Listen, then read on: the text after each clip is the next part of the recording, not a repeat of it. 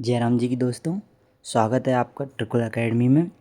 आज हम आपके लिए लेके आए हैं साइंस के लिए एक ज़बरदस्त क्लास जिसका नाम है विज्ञान घुट्टी। इसमें आपको साइंस की सभी क्लासें मिलेंगी जिसमें आपको 100 क्वेश्चंस मिलने वाले हैं जो कि पुराने एग्ज़ाम्स में पूछे जा चुके हैं।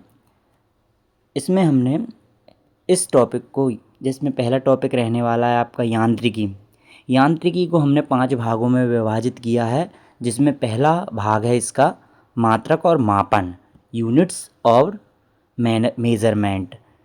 इसमें पहला क्वेश्चन रहने वाला है आपका वल का एसआई मात्रक क्या होता है। वल का एसआई मात्रक होता है जो वो है न्यूटन। अगला क्वेश्चन है कार्य और ऊर्जा का मात्रक क्या है, जूल। अगला क्वेश्चन है आपका शक्ति की सबसे छोटी इकाई, शक्ति पावर की सबसे छोटी इकाई रहने वाली है वाट। अगला क्वेश्चन है एक अश्व शक्ति अर्थात 1 HP में कितने वाट होते हैं। ध्यान रखिएगा, ये कई बार पूछा जा चुका है क्वेश्चन, जिसका आंसर है 746 वाट। 746 वाट 1 HP में होते हैं।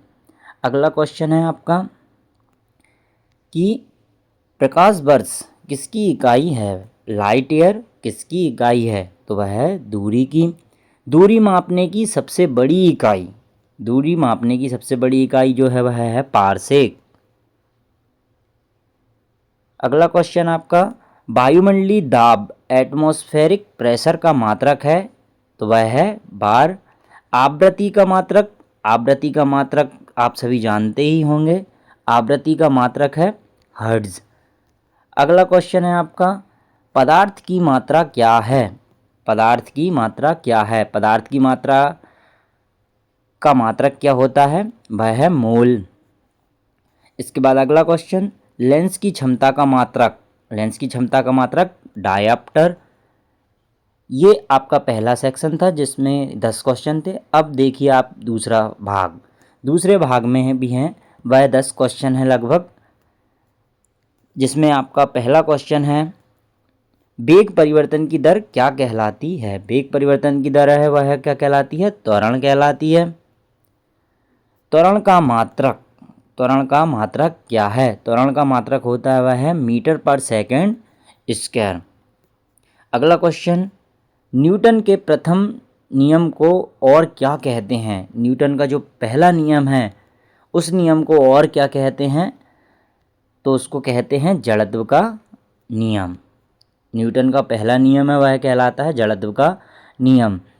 रॉकेट का प्रक्षेपण किस नियम पर आधारित है। अगला क्वेश्चन है आपका रॉकेट का प्रक्षेपण किस नियम पर आधारित है, तो वह है न्यूटन का तृतीय नियम। न्यूटन का तृतीय नियम कहता है प्रत्येक क्रिया के बराबर व विपरीत प्रतिक्रिया होती है। ठीक है।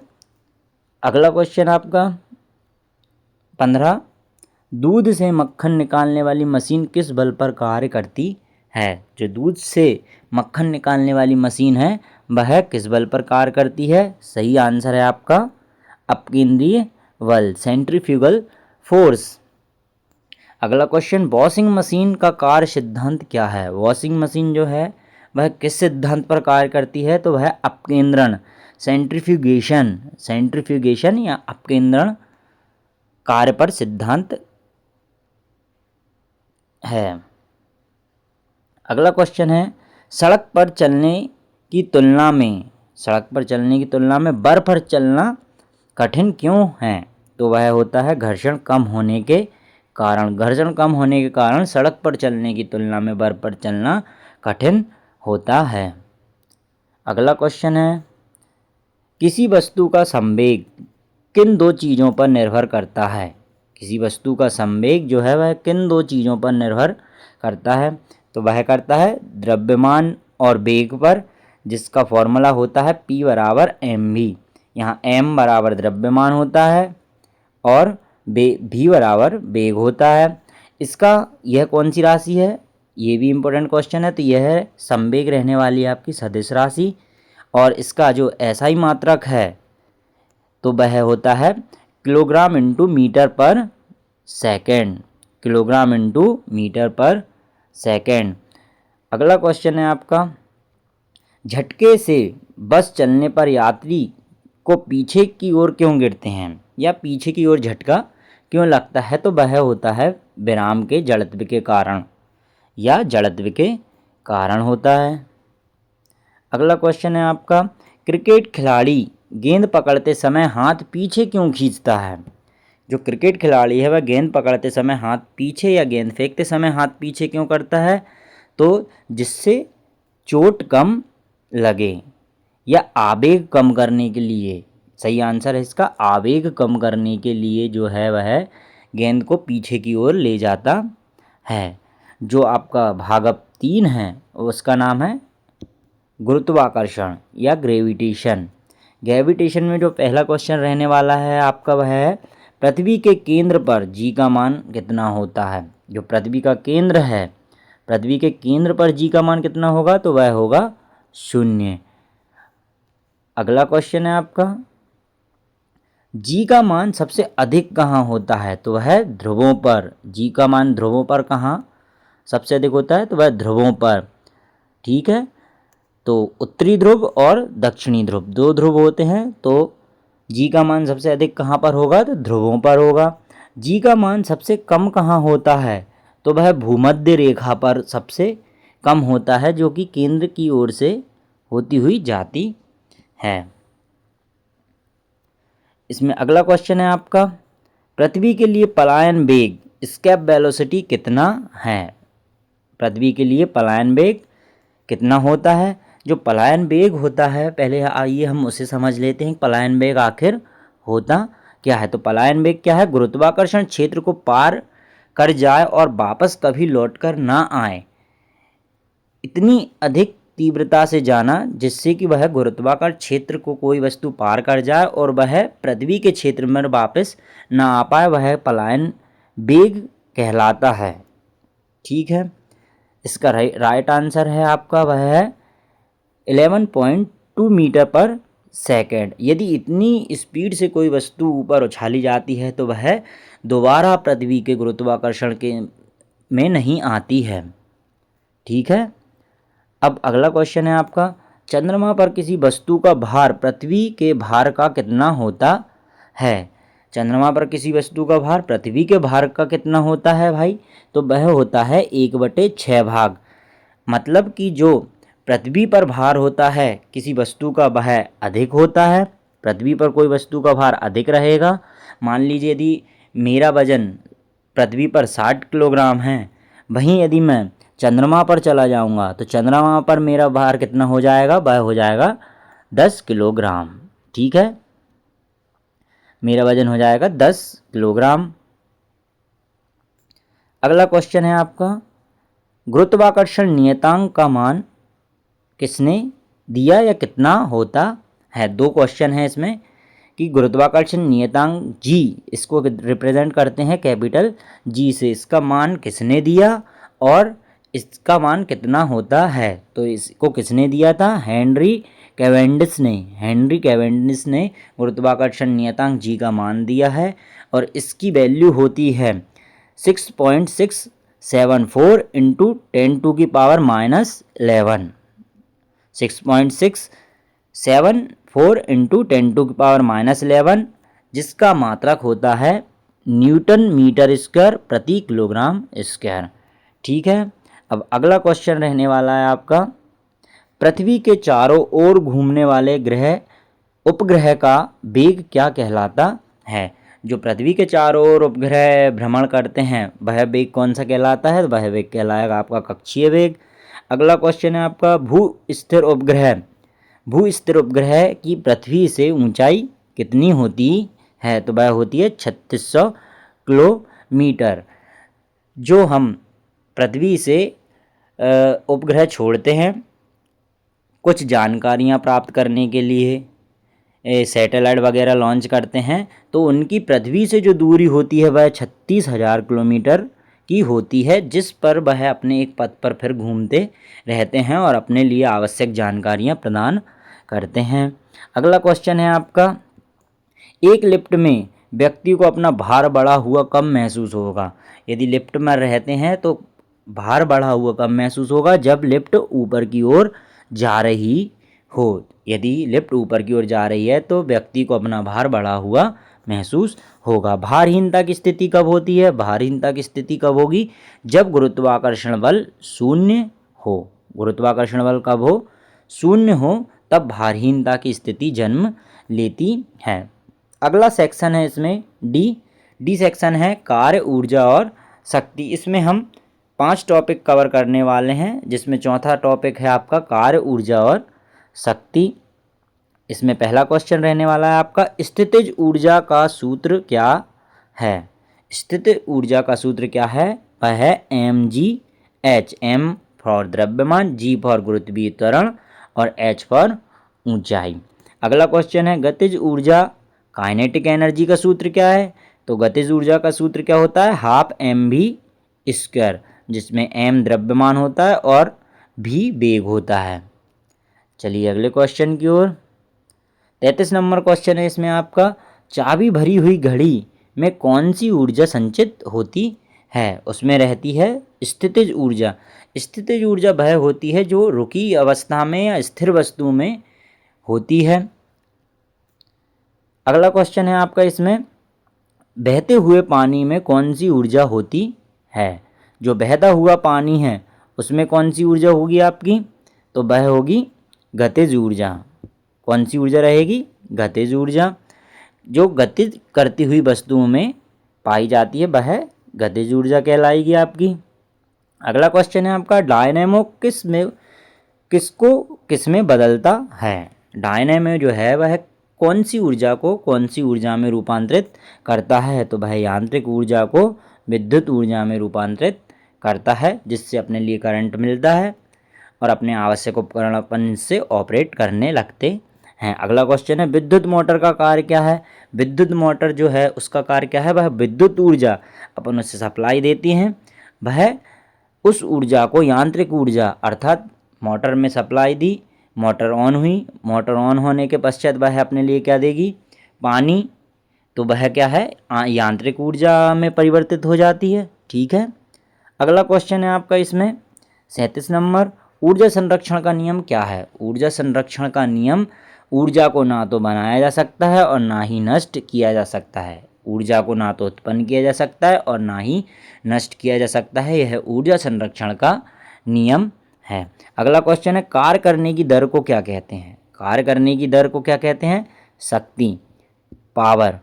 पावर बराबर क्या होता है? कार्य बटे समय। शक्ति बराबर होता है कार्य बटे समय।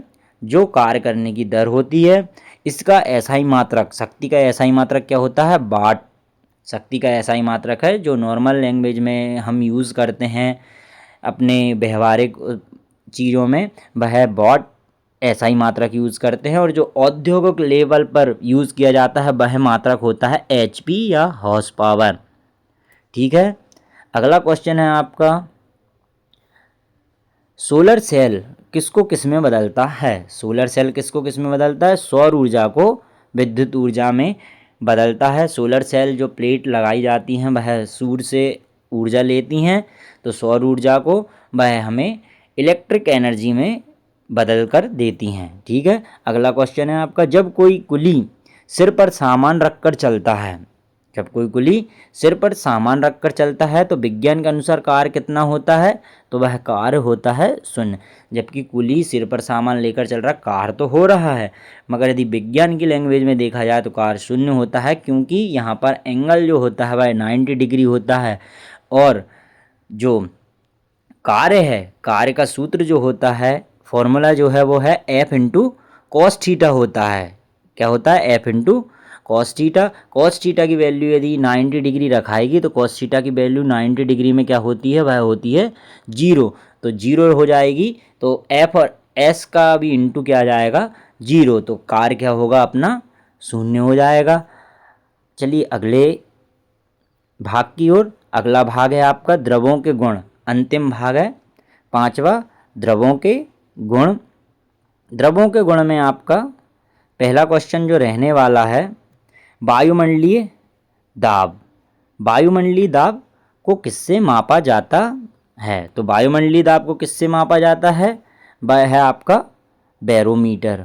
बैरोमीटर से क्या है, वायुमंडलीय दाब को मापा जाता है। बैरोमीटर का पाठ्यांक अचानक गिरना, बैरोमीटर का पाठ्यांक जो है अचानक से कम होना किसका संकेत या सूचक माना जाता है? तो तूफान आने का माना जाता है।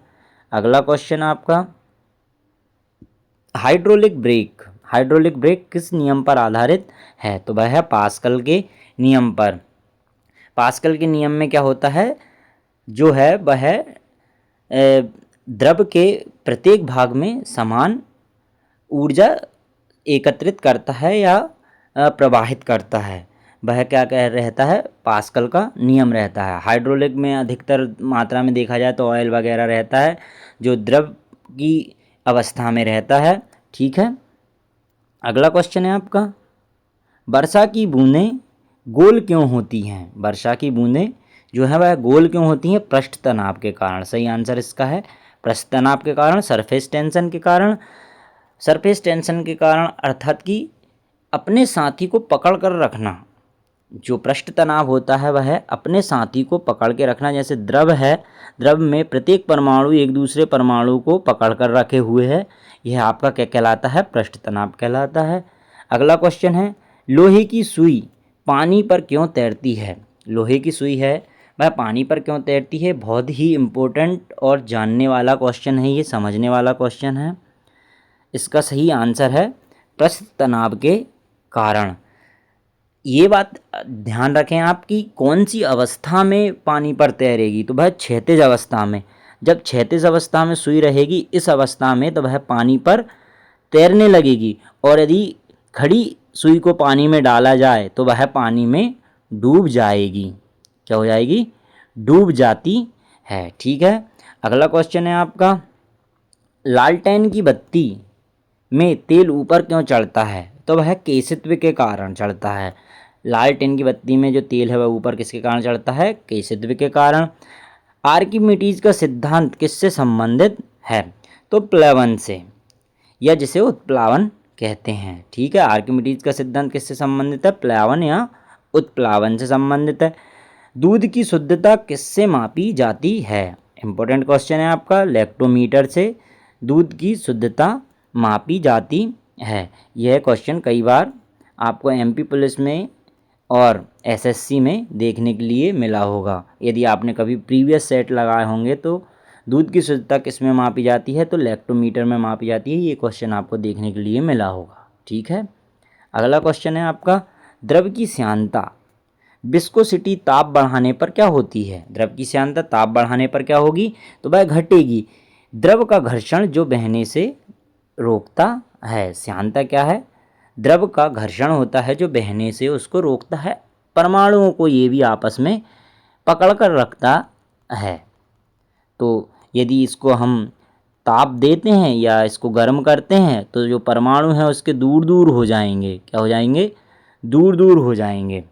ठीक है, अगला क्वेश्चन है आपका, पानी का घनत्व सबसे अधिक किस तापमान पर होता है? तो वह है आपका 4 डिग्री सेल्सियस पर। 4 डिग्री सेल्सियस पर जो है वह पानी का घनत्व सबसे अधिक होगा।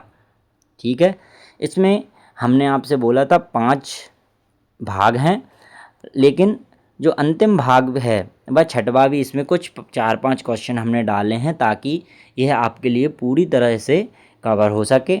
तो इसमें सिर्फ आपके लिए 5 क्वेश्चन देखने के लिए मिलेंगे, तो जिसका नाम है आपका छठवा भाग सरल मशीन और उत्तोलक। ठीक है, इससे भी कभी कभी एग्ज़ाम्स में क्वेश्चन पूछ लेता है, तो हमने इसको भी बाद में इसमें जोड़ दिया था। तो इसमें पहला क्वेश्चन रहने वाला है, प्रथम श्रेणी का उत्तोलक। उत्तोलक किसे कहते हैं? लीवर। लीवर क्या रहता है? जो कि आपके भार उठाने की क्षमता को या किसी चीज़ को घुमाने को आसान कर दे। लीवर कोई कुछ भी कह सकते हैं आप इसे। आपका कोई भी रॉड हुई जिससे आप किसी बड़े पहाड़ पर पत्थर को आगे धका सको, तो ये क्या क्या काम करेगा? लीवर का काम करता है। ठीक है, तो पहला क्वेश्चन है आपका क्या, प्रथम श्रेणी का उत्तोलक या लीवर कौन सा है? तो कौन सा है भाई? कैंची या हेड पंप। कैंची या हेड पंप जो है वो प्रथम श्रेणी का उत्तोलक होता है। क्लास के अंत में आपको कुछ ट्रिक्स भी बताई जाएंगी जिससे आप इन क्वेश्चन को ना भूलें, तो आप हमारे साथ बने रहना।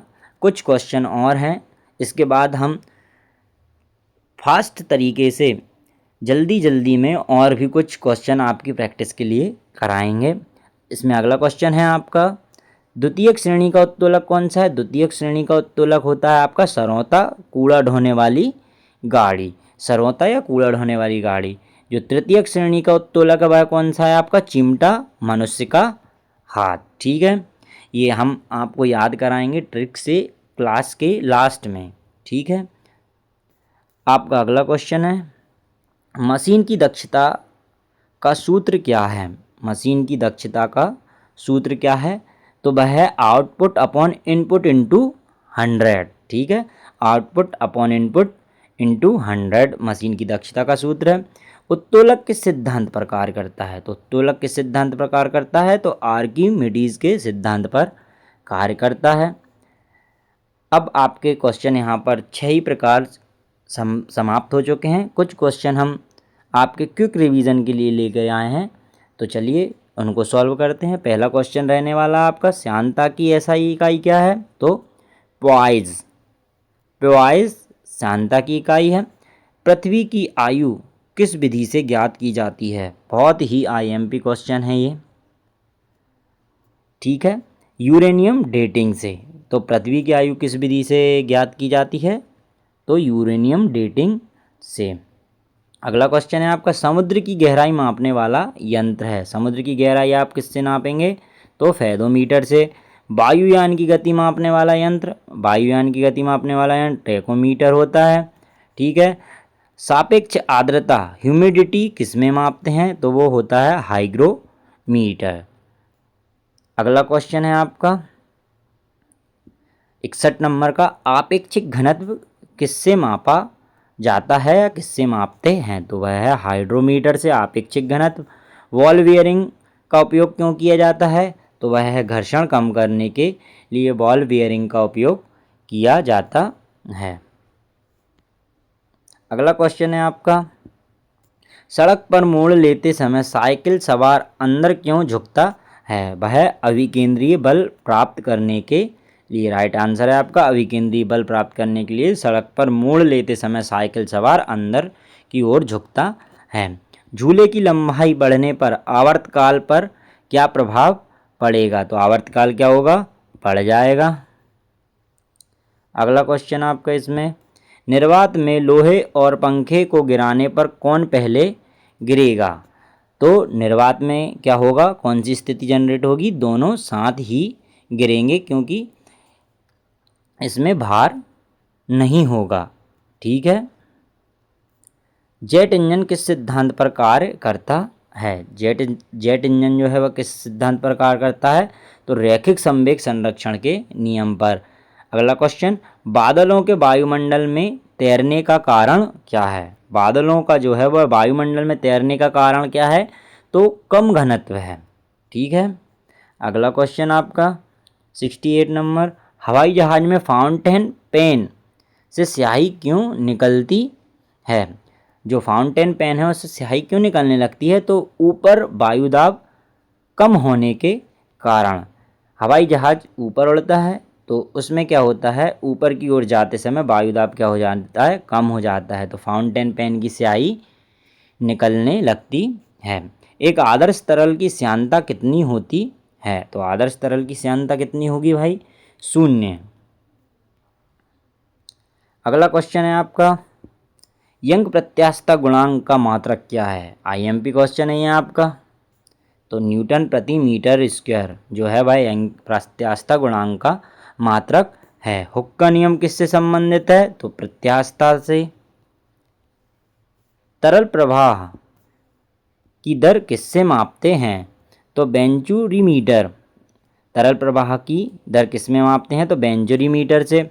बर्फ के दो टुकड़ों को दबाने पर चिपकना क्या दर्शाता है? तो दाब बढ़ने पर गलनांक कम होना दर्शाता है। अगला क्वेश्चन, पहाड़ों पर खाना देर से क्यों पकता है? तो इसका क्या कारण है कि पहाड़ों पर खाना देर से पकता है? यहाँ पर निम्न वायुदाब, क्योंकि ऊंचाई पर वायुदाब क्या होते जाता है? कम हो जाता है। निम्न वायुदाब के कारण जल का क्वथनांक क्या होता है? वह गिरने लगता है। अगला क्वेश्चन है आपका, किसी वस्तु का भार सबसे अधिक कहाँ होता है? तो वह होता है निर्वात में। किसी वस्तु का भार सबसे अधिक कहाँ होगा? निर्वात में। अगला क्वेश्चन है आपका, द्रव्यमान और भार में कौन सा स्थिर रहता है? तो द्रव्यमान और भार में स्थिर रहने वाली चीज़ कौन सी है? वह है द्रव्यमान। बहुत ही इम्पोर्टेंट क्वेश्चन है ये। अगला क्वेश्चन की ओर चलते हैं। एक जूल में कितने अर्घ होते हैं? तो एक जूल में कितने अर्घ होते हैं? 10⁻7 अर्घ होते हैं। एक न्यूटन में कितने डायन होते हैं? तो 10⁵ डायन होते हैं। दोनों IMP क्वेश्चन हैं आपके, कई बार एग्जामों में ये पूछे जा चुके हैं। अगला क्वेश्चन है आपका, किलोवाट घंटा kWh किसका मात्रक है? तो विद्युत ऊर्जा का मात्रक है। आपके घरों में मीटर लगे होंगे, तो जिसमें वो मीटर रीडर आता है वह kWh में जो रीडिंग होती है उसे मापकर ले जाता है। ठीक है। अगला क्वेश्चन है, कोणीय वेग की इकाई क्या है? तो वह है रेडियन पर सेकंड या रेडियन प्रति सेकंड। अगला क्वेश्चन आपका, जड़त्व आघूर्ण का मात्रक। जड़त्व आघूर्ण का मात्रक क्या है? Kilogram into metre square. क्या है? Kilogram into metre square. पृष्ठ तनाव का ऐसा ही मात्रक क्या है? तो न्यूटन प्रति मीटर। वायुमंडल में वायु का दाब मापने वाला यंत्र, वायुमंडल में वायु का दाब मापने वाला यंत्र क्या कहलाता है आपका? बैरोमीटर। ठीक है। ये कुछ मात्रक वाले क्वेश्चन है, तो इनको आप फास्ट रिवीजन में ही चलने दें। ठीक है।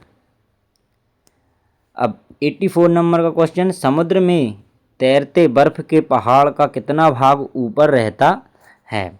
तो समुद्र में तैरता हुआ बर्फ का पहाड़ है वह, उसका कितना भाग रहता है? 1/10। मतलब कि 10 भाग में से एक भाग जो है वह ऊपर की ओर तैरता हुआ दिखाई देता है। अगला क्वेश्चन, किसी वस्तु का संवेग दोगुना करने पर गतिज ऊर्जा कितनी होगी? तो वह कितनी हो जाएगी? आपकी 4 गुना हो जाएगी। ठीक है। अब अगला क्वेश्चन है आपका 86 नंबर का, लिफ्ट की रस्सी टूटने पर भार कितना महसूस होगा? लिफ्ट की यदि रस्सी टूट जाती है तो उस पर भार कितना महसूस होगा? हमें 0। अभी हमने एक क्वेश्चन किया था जिसमें कि ऊपर की ओर लिफ्ट जा रही थी तो उसमें भार हमें बढ़ा हुआ प्रतीत हो रहा था। यदि नीचे की ओर जाती है तो वह हमें भार क्या होगा प्रतीत? 0 भार प्रतीत होगा। अगला क्वेश्चन है आपका, सावन के बुलबुले के अंदर का दाब वायुमंडलीय दाब से कैसा होता है? तो वह क्या होगा? अधिक होगा। सावन के बुलबुले के अंदर का दाब वायुमंडलीय दाब से कैसा होगा? तो वह अधिक होगा। अगला क्वेश्चन है, आप क्रोनोमीटर क्या मापता है? क्रोनोमीटर क्या मापता है? तो जलयानों पर सही समय क्या मापता है? जलयानों पर सही समय मापने का कार्य करता है क्रोनोमीटर। ठीक है। एनीमोमीटर क्या काम मापता है? तो एनीमोमीटर क्या मापता है? तो हवा की शक्ति और गति को मापता है। अगला क्वेश्चन है आपका, अदिश राशि का उदाहरण है। अदिश राशि के उदाहरण हैं द्रव्यमान, समय और ऊर्जा। इससे संबंधित हम ट्रक भी आपको बताएंगे लास्ट में। सदिश राशि का उदाहरण तो वेग बल और त्वरण। वेग बल और त्वरण। सदिश राशि जिसमें दिशा और परिमाण दोनों हो, और अदिश राशि जिसमें केवल परिमाण हो, दिशा ना हो। ठीक है। 92 नंबर का क्वेश्चन है आपका, वृत्ताकार पथ पर गतिशील वस्तु पर केंद्र की ओर लगने वाला बल जो क्या कहलाता है? तो वह अभिकेंद्रीय बल कहलाता है। अभिकेंद्रीय बल या सेंट्रीफ्यूगल फोर्स कहते हैं। ठीक है। अगला क्वेश्चन है, पेंडुलम घड़ी सर्दियों में कैसी हो जाती हैं? पेंडुलम घड़ी जो है वह सर्दियों में फास्ट हो जाती हैं, तेज हो जाती हैं। अगला क्वेश्चन है आपका, लोलक की लंबाई 4 गुनी करने पर आवर्तकाल कितना होगा? लोलक की लंबाई यदि 4 गुनी करते हैं तो आवर्तकाल कितना होगा? तो वह हो जाएगा आपका 2 गुना। अगला क्वेश्चन, ठोस कोण का मात्रक क्या होता है? स्टेरेडियन। ठीक है। ठोस कोण का मात्रक क्या होता है? स्टेरेडियन। और घन कोण का मात्रक क्या होगा, आप ये हमें कमेंट करके बताएं। ठीक है, 1 पास्कल किसके बराबर होता है? अगला क्वेश्चन जो है वह क्या है आपका, 1 पास्कल किसके बराबर होता है? तो 1 न्यूटन प्रति मीटर स्क्वायर के बराबर होता है। अगला क्वेश्चन, दूध का घनत्व मापने वाला यंत्र। दूध का घनत्व मापने वाला यंत्र क्या है आपका? तो वह है लैक्टोमीटर। लैक्टोमीटर से हम दूध का घनत्व मापते हैं। अगला क्वेश्चन है आपका 98 नंबर, ऊंचाई बढ़ने पर वायुमंडलीय दाब क्या होता है? अभी भी सॉल्व कर चुके हैं इसको 2 बार हम इस क्वेश्चन को। तो क्या होगा, वायुमंडलीय दाब घटते जाता है, कम होता जाता है। 99 नंबर क्वेश्चन, वस्तु की मात्रा बदलने पर क्या नहीं बदलता? वस्तु की मात्रा बदलने पर घनत्व नहीं बदलता है। शक्ति का सबसे बड़ा मात्रक क्या होता है? तो शक्ति का सबसे बड़ा मात्रक होता है वह होता है मेगावाट। जो बड़े बड़े सब स्टेशन हैं वह मेगावाट में बिजली को परचेस करते हैं और ये बिजली हमारे तरफ पहुंचती है। अब हमने बहुत से क्वेश्चनों को मैकेनिज्म या मैकेनिक्स यांत्रिकी के सॉल्व कर चुके हैं। इससे संबंधित अब हम जो MP पुलिस या SSCGD एग्ज़ाम्स होते हैं उनमें इन क्वेश्चनों को याद करने के लिए कुछ ट्रिक्स देखेंगे, जिसमें पहला था सदिश और अदिश। सदिश और अदिश राशियों में कई बार हमें बहुत सी कन्फ्यूजन्स रहती हैं, तो ये ध्यान रखें आप कि सदिश राशियों के लिए ट्रिक में जो है, सदिश राशियों में कोई भी राशि जिसमें वावंशिका और वावक्रिका आता है, वावंशिका और वावक्रिका आता है, तो अधिकांश वह राशि कौन सी रहेगी? आपकी सदिश राशि रहेगी। जैसे कि आप इसमें उदाहरण देख सकते हैं, वेग, विस्थापन, बल, त्वरण, संवेग और भार। भार फॉर वेट। ठीक है, वेट में भी वाह आ रहा है।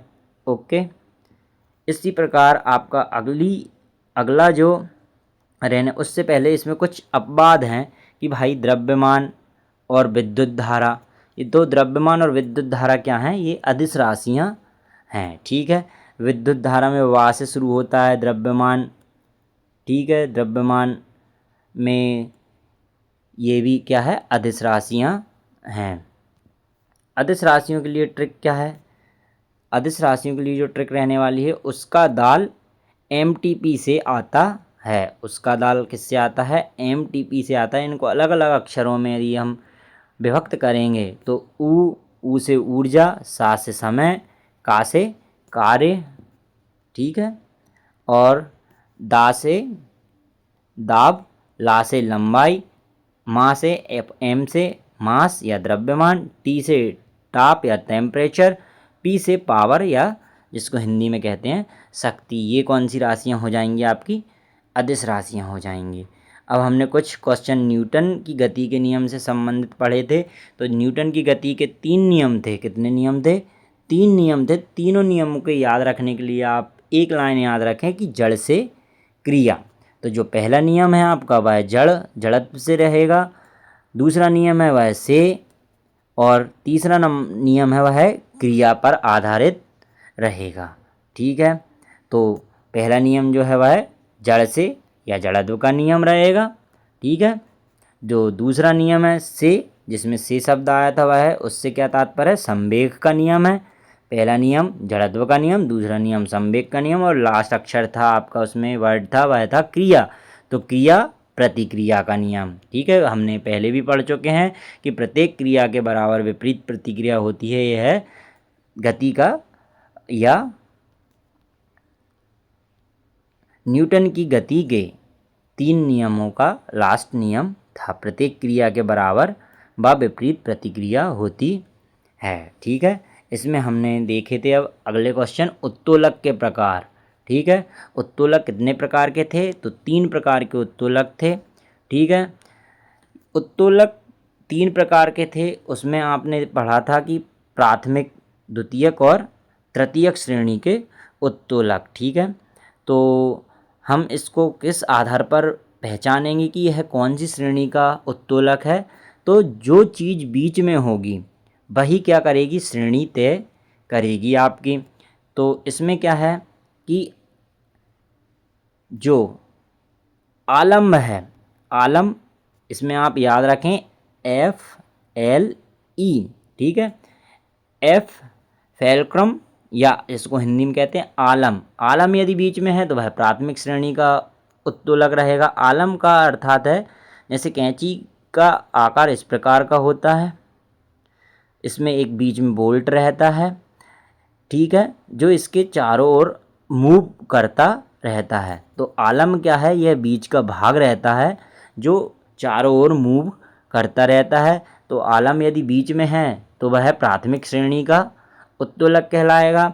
यदि लोड रहता है बीच में, क्या रहता है, लोड, सरौता हुआ, सरौता में बीच में रखकर सुपारी काटी जाती हैं। नींबू निचोड़ने की मशीन में बीच में नींबू रखकर निचोड़ा जाता है, तो भार कहाँ रहता है, इसमें बीच में रहता है, तो यह द्वितीय श्रेणी का उत्तोलक कहलाता है। इसमें आयास, आयास यदि बीच में रहेगा, ठीक है, आयास यदि बीच में रहेगा तो यह क्या कहलाएगा, आपका तृतीय श्रेणी का उत्तोलक। इसका उदाहरण रहता है आपका चिमटा या मनुष्य का हाथ, ठीक है। अब अगला कुछ आपके लिए जो ट्रिक रहने वाली है वह ऊर्जा का रूपांतरण से रिलेटेड है, जिसमें आपको डायनेमो और मोटर से संबंधित ट्रिक याद रखना है कि डायनेमो इसमें क्या होता है, डी से शुरू होता है। डी से क्या आता है, डीजल इंजन, ठीक है। इधर डीजल से कोई मशीन ऑपरेट होगी, उधर से आपको यदि विद्युत ऊर्जा मिलती है तो यह क्या कहलाता है, आपका डायनेमो कहलाता है, ठीक है। और मोटर में क्या है, मोटर में घर में मोटर चलाने के लिए पहले स्विच ऑन किया करते हैं, इसमें क्या दिया हमने, विद्युत देते हैं, फिर पानी ऊपर चढ़ता है, जिससे क्या होता है, प्रतीत होता है कि यांत्रिक कार्य होता है, मैकेनिक्स कार्य किए जाते हैं, यानी विद्युत को यांत्रिक ऊर्जा में बदला जाता है। आपके लिए लास्ट है ग्रहों का पलायन वेग। ग्रहों का पलायन वेग आपको याद रखना है, इम्पोर्टेंट क्वेश्चन है, कई बार एग्जाम्स में पूछे जा चुके हैं ये। पृथ्वी का जो पलायन वेग है वह है 11.2 किलोमीटर प्रति सेकंड, ठीक है। याद रखें कि 11 नवंबर की बस से पृथ्वी से बाहर भागना है, 11 नवंबर की बस से पृथ्वी से बाहर भागना है, मतलब कि 11.2 किलोमीटर प्रति सेकंड, ठीक है। और जो चंद्रमा का है वह चंद्रमा का है 2.38 किलोमीटर प्रति सेकंड, 2.38 किलोमीटर प्रति सेकंड। क्योंकि चंद्रमा पृथ्वी के आकार से छोटा है तो यहाँ भागना आसान होगा, तो इससे आप याद रखें कि चंद्रमा का जो पलायन वेग का मान है वह कम होगा, 2.38 किलोमीटर प्रति सेकंड। अब इसमें आपके लिए एक क्वेश्चन रहता है कि पुलिस और रेलवे के एग्ज़ाम्स में जी के मान पर बहुत सवाल आते हैं। गुरुत्वीय त्वरण, स्मॉल जी को क्या बोलेंगे हम, गुरुत्वीय त्वरण। तो ये याद रखें कि ध्रुवों पर सब कुछ भारी होता है और केंद्र पर सब कुछ जीरो होता है। ध्रुवों पर जो पृथ्वी है उसके ध्रुव हैं दो, इन पर क्या होगा, सब कुछ भारी होगा, ठीक है, भारी होगा, और केंद्र पर सब कुछ क्या होगा, जीरो होगा, ठीक है। ये थी आपकी आज की क्लास, जिसमें हमने लगभग सभी टॉपिक्स को कवर किया है। आज आपके लिए क्वेश्चन रहने वाला है कि सदिश और अदिश राशि में हमने कुछ नाम तो आपके लिए बताए हैं, मगर और भी नाम आप कमेंट करके बताएं कि कौन सी राशि सदिश है और कौन सी राशि अदिश है। हमारे साथ क्लास में बने रहने के लिए धन्यवाद। मिलते हैं अगली क्लास में।